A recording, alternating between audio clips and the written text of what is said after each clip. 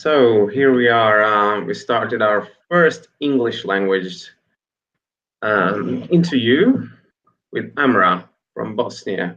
How are you today? Hello, I'm fine, thanks. How are you? Yeah, very good. Had a long day, full of work. Basically, we're going to talk about your experiences about. Well, you've been in a lot of countries regarding studies and work, and you are currently located in London as a software developer. Yes. So I think it would be great if we could go on in a chronological order as the first country you visited. Well, you were you born and raised in Bosnia? I was raised in Bosnia, yes. Uh, Yeah, I sorry, I did start, well, where do I start? In the first country you said. The yeah, I studied history of art and history in Bosnia for 4 years, yeah. after which I decided I wanted to go into life sciences, which is a bit of an unusual choice. Usually people do it the other way around, start with life sciences, go into humanities afterwards. And but I just really wanted to study abroad, and it's not that easy to find a scholarship. It's not easy to find money to go abroad to live. I took some time off. I worked for a bit, for a couple of years, in an administrative job for a non-governmental organization. During that time, I was kind of getting more into the idea of living abroad, and I started preparing to go somewhere. I tried to learn German. That went well, but I didn't learn well enough to be able to study in German.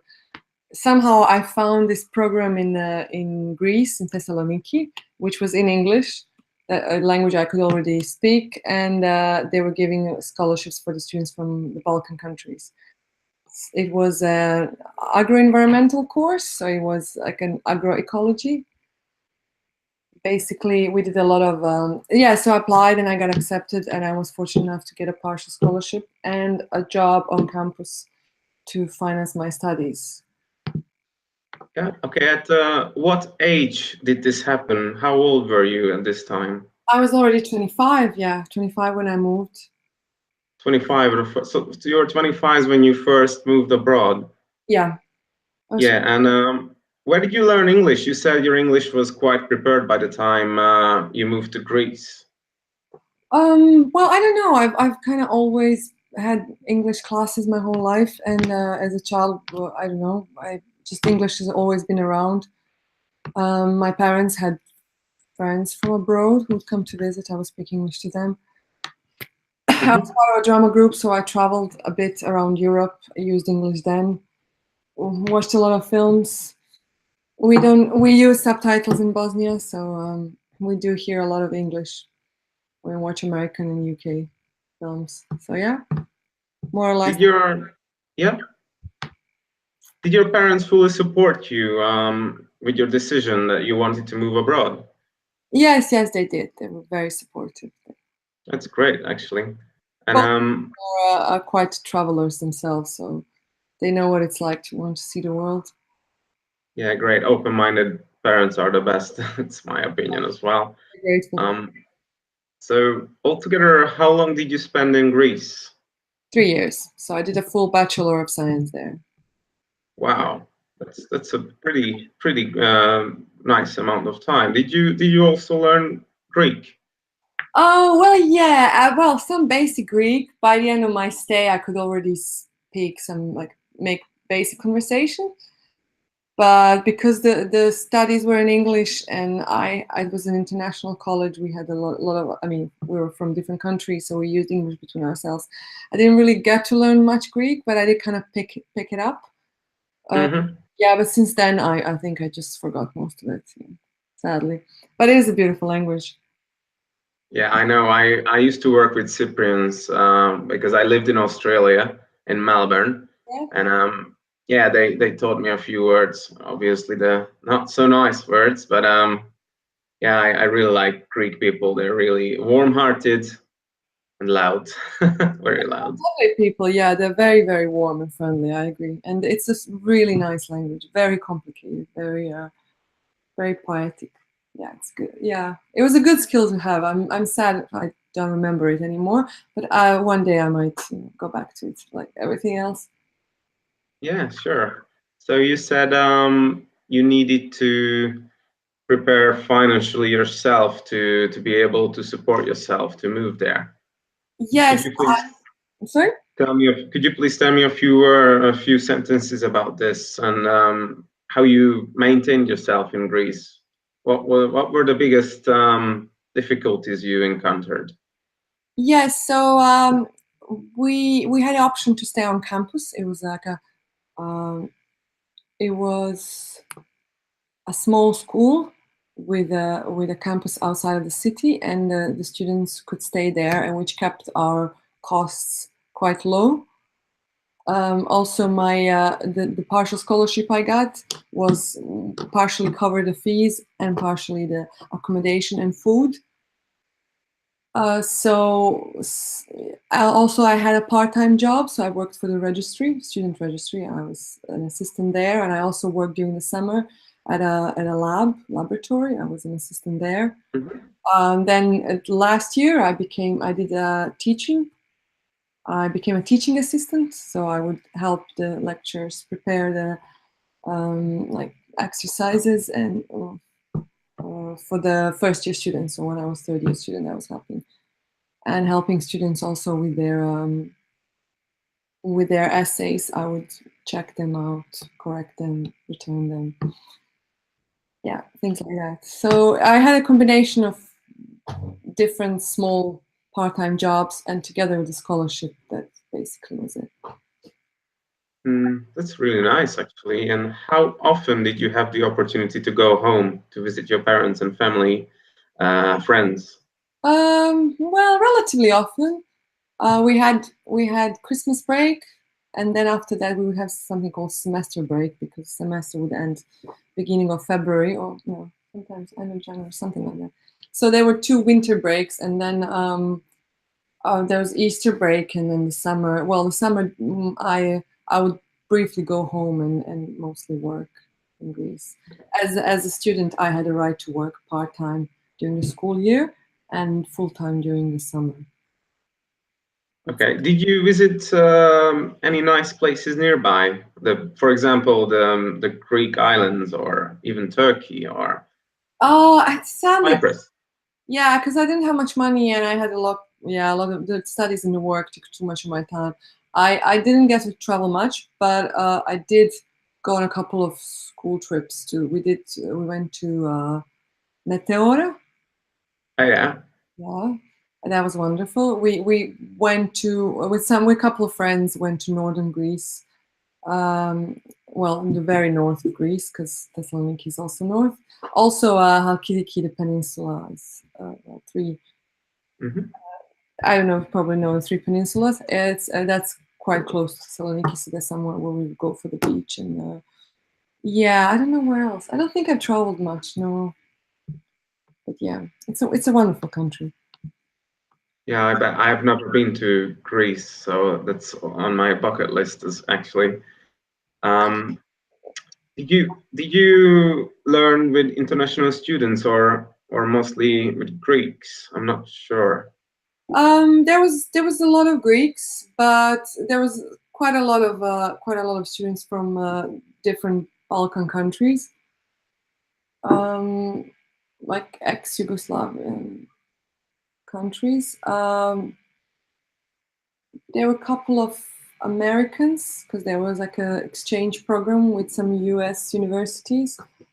We also had students from Kenya, from Nigeria, from uh, Kyrgyzstan, yeah.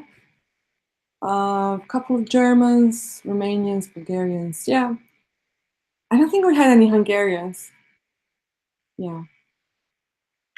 Uh, well, I only met one Hungarian when I studied in Australia as well, so we're not that common in the world.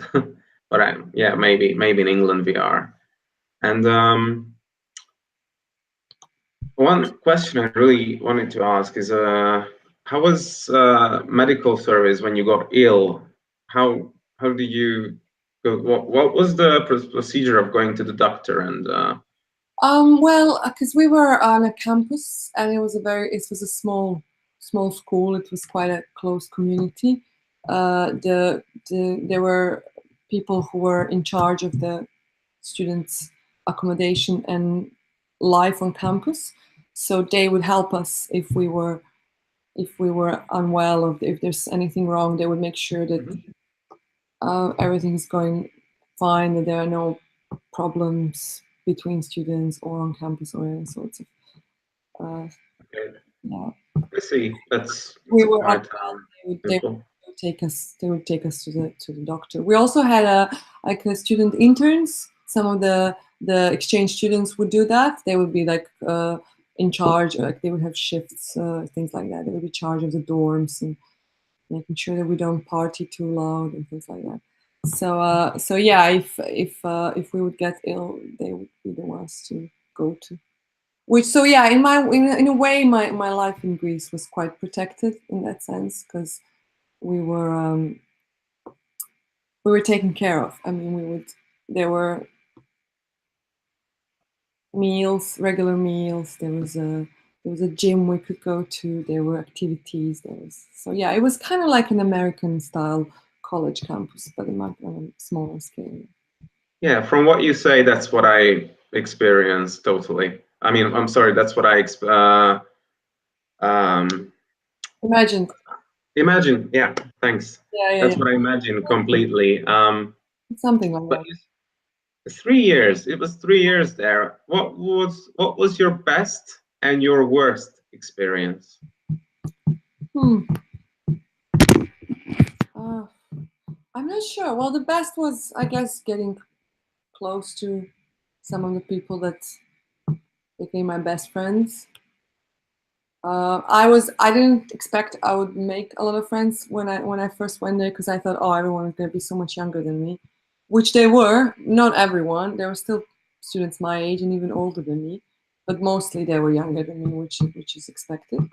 But that, yeah, it's odd. I mean, I had this crazy idea of I'll just won't be able to make friends. Well, basically, so this was your first time abroad. And What were the first days like, the first week or first month? How did you feel? How could you recall those feelings? it was just really strange. When I got there, I was one of the first students on campus. There were very few because I got there earlier because of I think some placement exam I had to take. I don't remember. Yeah, it was very strange. It was very beautiful. The location of the place is just wonderfully beautiful, like big gardens and nice houses, and there's a farm that is part of the whole school complex. But there's an the secondary school and the college uh, that issues university degrees. Can't remember really. Yeah, I remember everything being really beautiful, but also very confusing because I was just it was odd to be to live in dorms after. I mean, I've been in dorms when I was younger during my secondary school, but high school, but it was just briefly during some summer programs, like summer schools and things like that. But now I was going to be living in a dorm with people I don't know for 3 years. That was a bit strange. And yeah, it turned out to be great. I can't remember what was the worst thing. Um, I guess it was a lot of hard work and also having to work and study at the same time. Yeah, yeah, it required some time management, which is sometimes Yeah, some good time management skills, which is it's also yeah, it's hard, especially if you're living with other students and there's a lot of noise, lots of things going on. yeah, I did the same, so I totally understand what you're saying. Okay, and I think we pretty much talked about Greece. Yeah, What was your next country? it was Belgium. I went to the city of Ghent or Ghent. I think that's how you pronounce it over there. I it was an Erasmus Mundus master program. I got a scholarship because I had very good results in Greece, and plus with experience I managed to get through the lab work and the teaching work. I got a scholarship to go to Ghent to study this interesting discipline called nematology. Because during my years in Greece, I got very much interested in entomology, protection of plants, plant protection, insects, so insects, worms, all these creatures, and also soil ecology, which is something I thought I was gonna do more. So I decided to go for this worm master, which was a bit unusual choice. And to this date, I have to explain to people how that how that happened, and what kind of a discipline that is, and what kind of people study that at a master's level.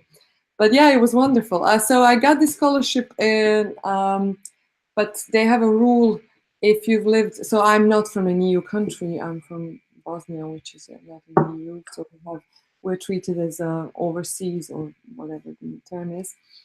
But with Erasmus Mundus has this clause that if you've lived in an EU country for a longer period of time prior to doing the masters, then you're treated as EU. So you can't get the non-EU scholarship, and the EU scholarship is much smaller.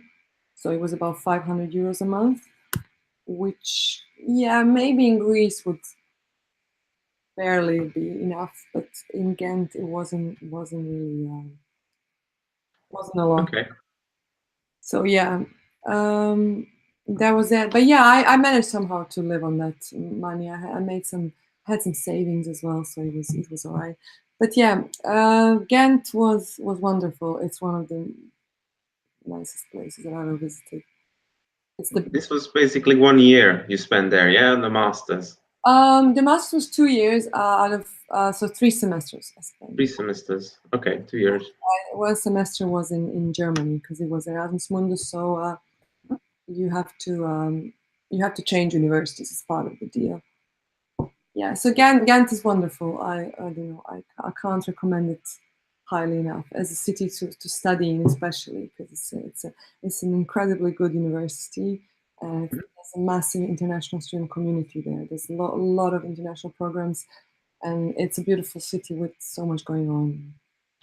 So what made you decide to go to Belgium from Greece?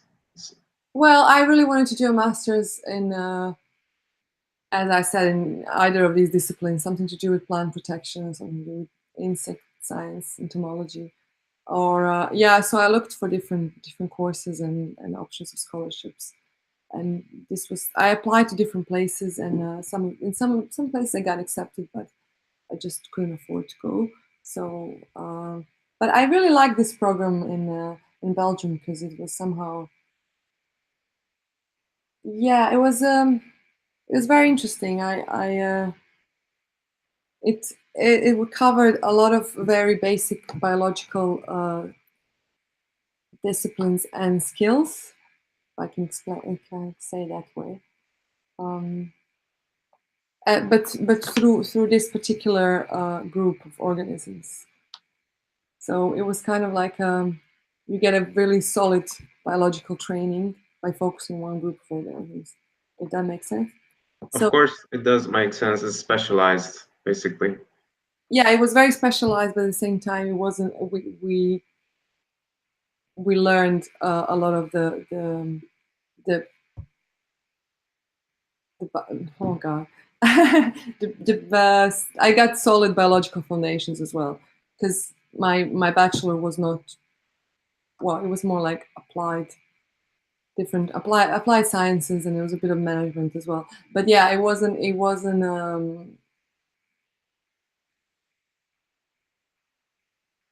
yeah, it wasn't a fundamental science, which is something that I was lacking. That's why I was great. Mm-hmm. The program was devised the way it was.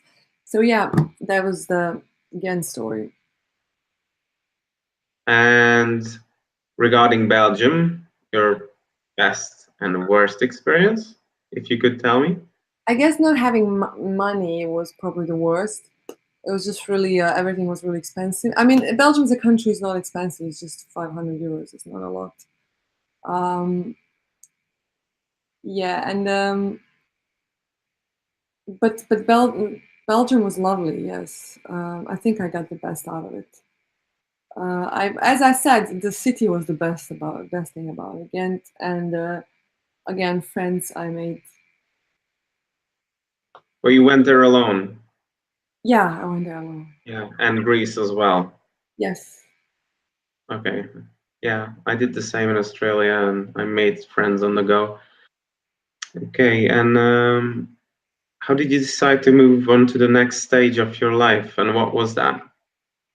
So it was a highly scientific master's, the one I did in Belgium, and while there, wasn't really sure. It was just preparing me for a career or researcher. As somehow I started heading in that direction.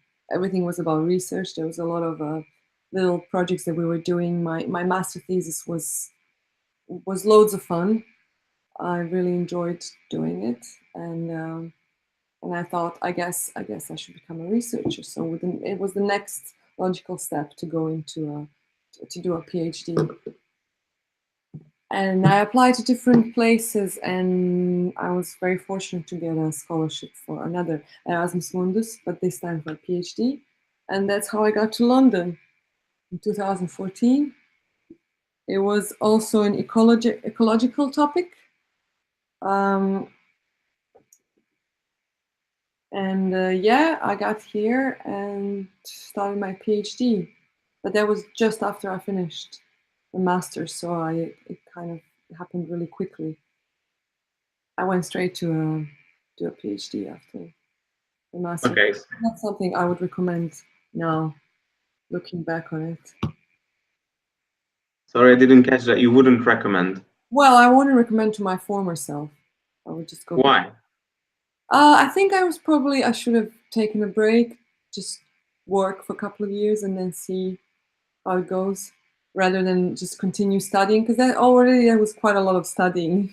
If you do the math, uh, I've just Yeah. studied for a really long time, and it, looking back now, I can't even remember how I had the energy. Yeah, so by the time you got to London, you had been learning for 5 years.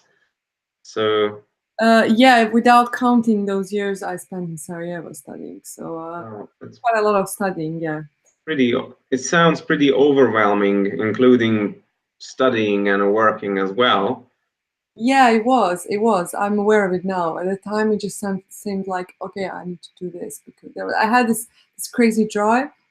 We didn't have a clear vision of what it is that I wanted to do because I was interested in so many things at the same time, and I was kind of. It was all a set of.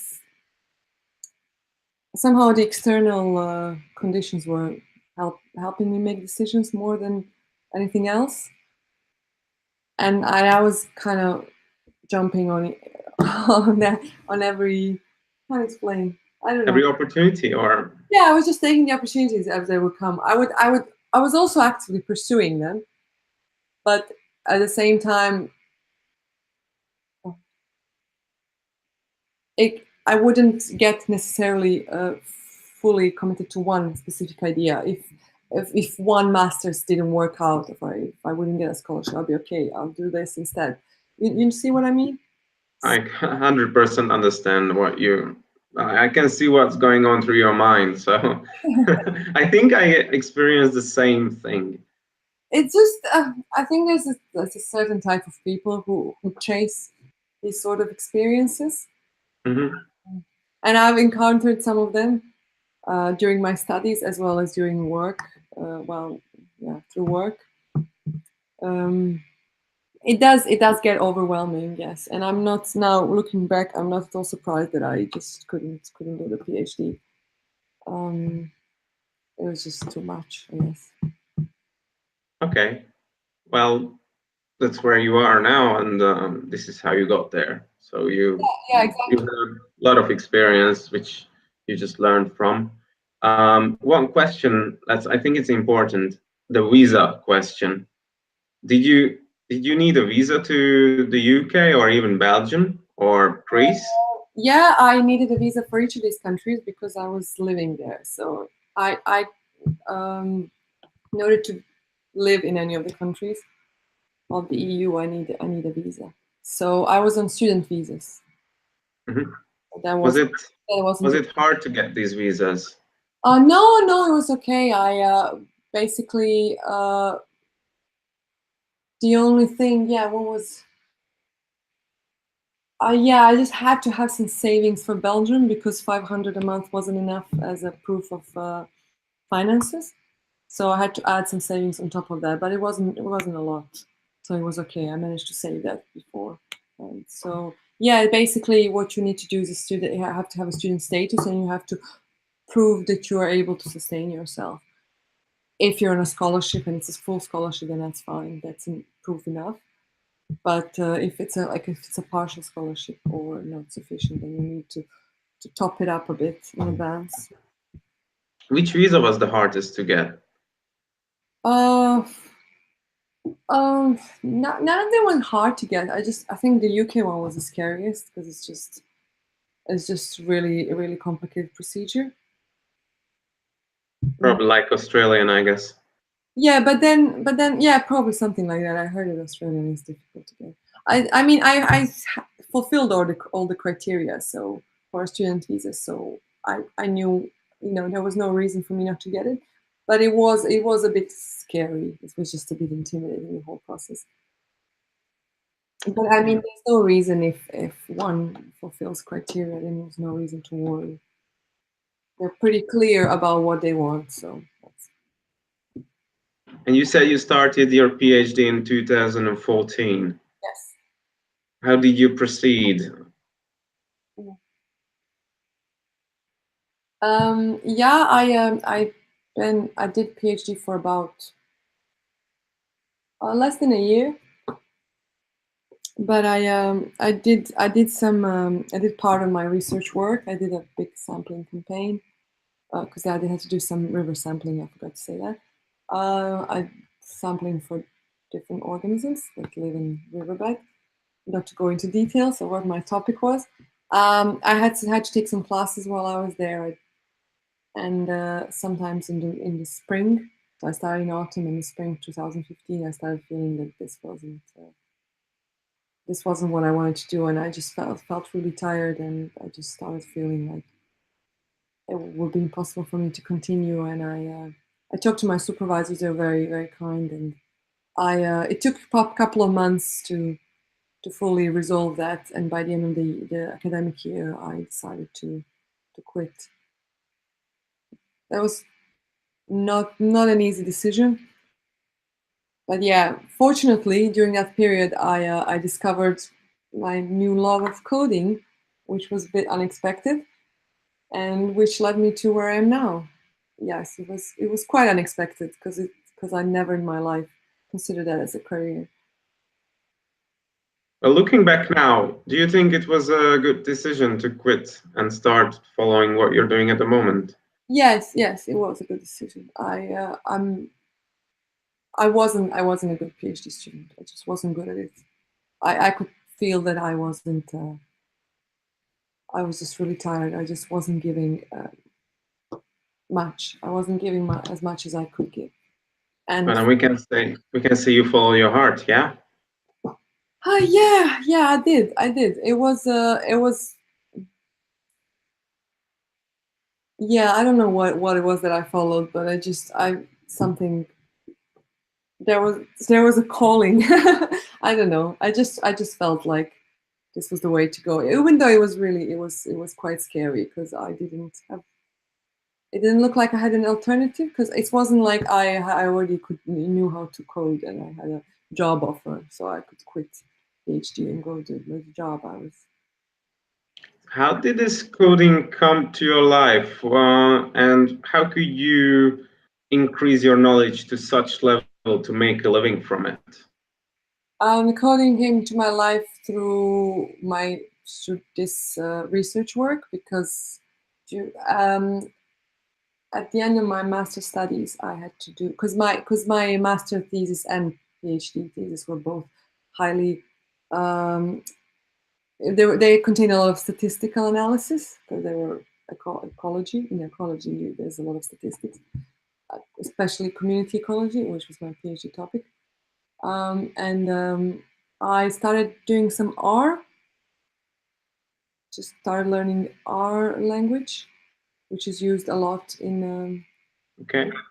statistical analysis and data science. It's quite big.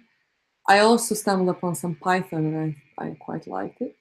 I just did a little bit of learning, not much. Just thought it would be useful for me to learn. If I was going to be an ecologist, I wanted to know how to do my own analyses.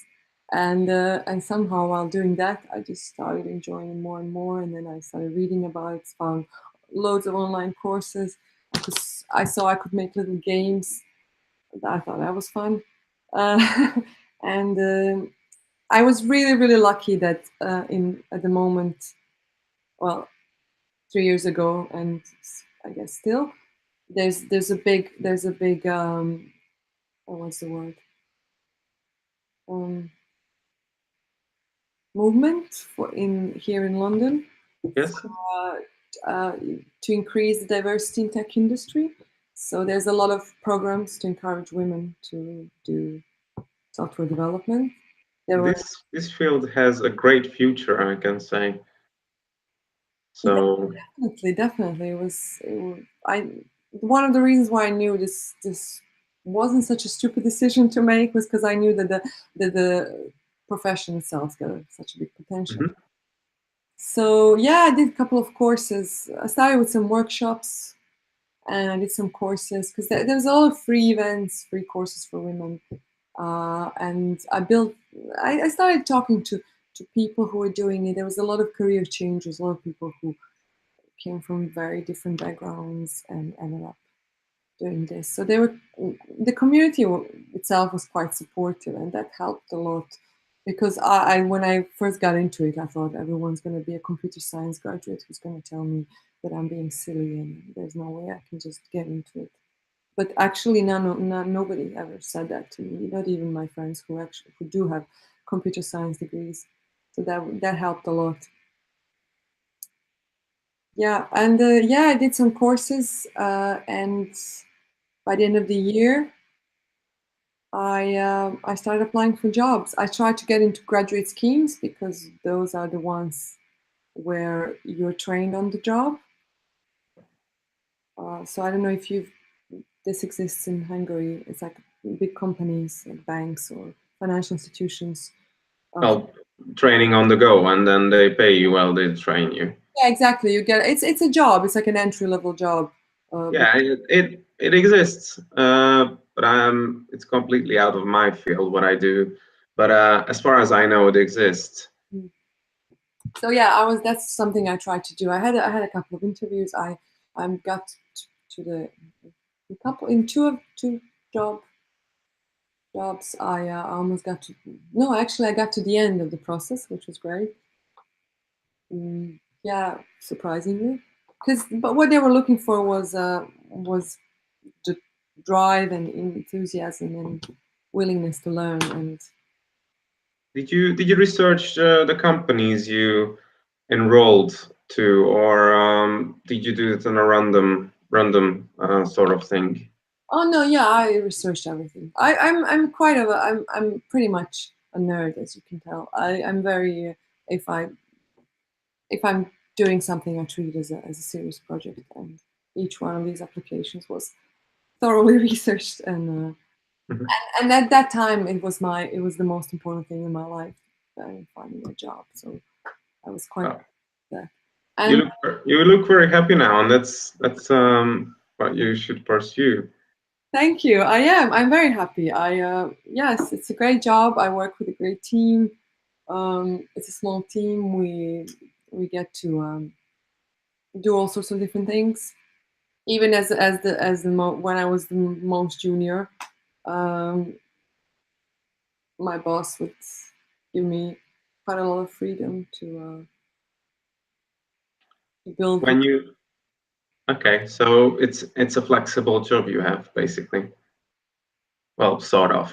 Yeah, it's flexible in terms of we are we have space, freedom to learn and to grow. Um, we're not too tight. Obviously we have our roles. We know where our strengths are and what we specialize in within the team. But still, if I come to my boss and say, actually, I want to do more front end work, they'll be like, okay, cool. Well, let's see what kind of projects we have where there's some front end work to do. And Okay, that's great. yeah, it is. When you shifted from your PhD studies, you did side jobs. And so how did you maintain a living when you shifted from your PhD studies to coding and you got your first paying job? Did you have a hard time making a living or making ends meet? No, I'm very good at saving. So I saved money, and just before I got my Did you reduce traveling or did you reduce like living a sort of luxurious life, or how did you manage? oh, but it wasn't luxurious at all. And yes, I didn't travel. Just kept a very low profile until I. Yeah, very good. So you did what you had to do. You were determined, and you're reaching your goals, I would say. You said it's a very interesting topic because you said you worked remotely as well. Yes, I worked remotely from the beginning of my work at this company. So how did it work? Because I'm not sure how it goes. You can travel while you work, or So I was contracted. So I was in trial period, and then it extended to a long term, well, for a longer contract. I went back to Bosnia and I worked from. okay. Well, basically that was it. And then I did I did some traveling during these 2 years before moving back here. Well, almost 2 years. So throughout that time, I worked remotely as a contractor, so I wasn't a permanent employee. What countries did you visit while you were working remotely? Well, I was based in Bosnia, so that's where I'm resident, which is where I lived. But I traveled fairly around Europe in the first year, and then when I got a little bit better and more confident in what I was doing, I went to Korea, which was quite far away, and Wow. the time difference is a killer. And then at the end of my remote experience, at the time when I figured out that I was probably going to be coming back to London, I decided to go to South America for a bit, and yeah, a couple of countries in South America: Bolivia, Chile, and Ecuador. I just had to take that opportunity. I couldn't miss it. That's my dream to go to South America, especially Peru. Oh yeah, I haven't been to Peru. I kind of jumped over it because of visa. I needed to get a visa. But Bolivia, Chile, and Ecuador, I visited those three, so they were kind of around. But yeah, Peru, I hear the nicest things about it. It must be beautiful. These three countries were amazing. If you Yeah, haven't, how much time did you spend in Korea and in these countries in South America? yeah, for about a couple of weeks each. Did you have your own decision where you wanted to go, or did you follow orders, so to say, of your company where you have to be based? No, there wasn't such rule for them. For them, what that I was available and that I would do my job. That was it. They didn't. For them, it didn't make a difference if I was in Bosnia Oh, or that's pretty cool. So you thought you wanted to live in Korea, you wanted to experience Far East, and you moved to Korea to work a bit, and then you just I didn't move there. I just spent a couple of weeks. okay, well, you spend a bit of time there. Yeah, well, I like the idea of this remote work of digital nomading. I read a lot about it, and and I thought, okay, maybe I could just try it, and it was quite hard to do. It's hard to work while traveling. It's not something I could do for a really long time, but it's something that I recommend as for a brief period of time. It's good. Also, I opted for countries that are not. I didn't go for the obvious digital nomad destinations such as Thailand and Bali, which is where all the digital nomads go. Korea is getting there. I think it's going to be a big one as well. It just has a bit of a colder climate, but it's a lovely place. And it's South America is great, but yeah, where I went is not known to be a digital nomad destination. Most of the digital nomads go to Colombia, to Medellin. There are certain hotspots nowadays where people tend to kind of congregate. But this was cool because I didn't really need to go somewhere where I'm gonna hang out with other developers. I wanted to see different places. That was it. On average, how many hours do you work a week while remote working? Well, I worked full time. Okay, so basically 40 hours a week, you had to be available. Yeah, yeah. I would. Well, yeah. You know, Well, in Korea, the time shift was probably a yeah, I would hard thing to get used to. start in the afternoon and then work late, and then in the morning I would just walk around in places. Obviously, I didn't manage to see everything I wanted to see because I mean, I wasn't there a tourist. I was just someone who was staying there and trying to see a little bit. So yeah, it's a it's an odd concept because when you go to a new place, you expect to, you kind of want to see everything, but Yeah, yeah, I know. That's why when work. I finished my life in Australia, I took some time off to travel New Zealand and Nepal, and then all I did was just traveling.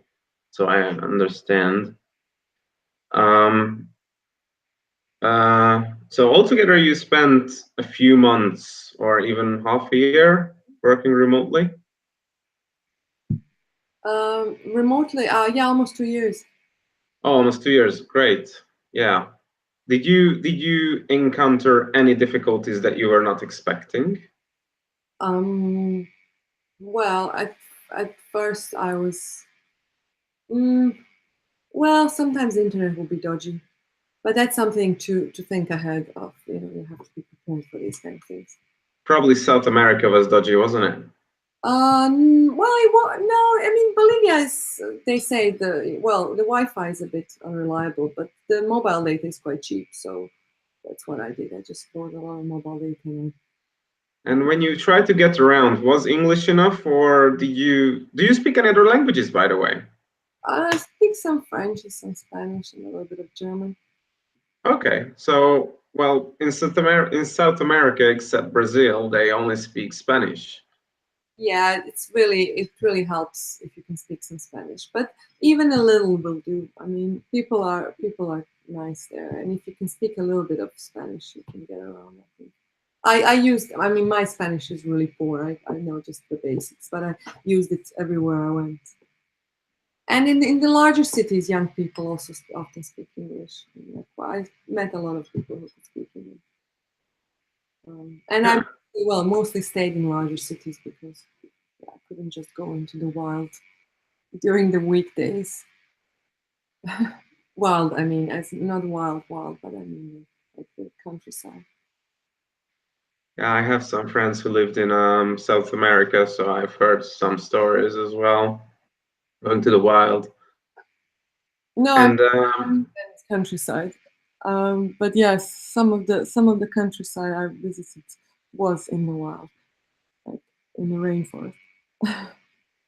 it's great experience. And now you are in London permanently. Well, hopefully, I don't know. Well, now I'm on a work visa. That we'll see how that goes. What was the procedure of getting the work visa, and are you aiming to get the permanent residency visa?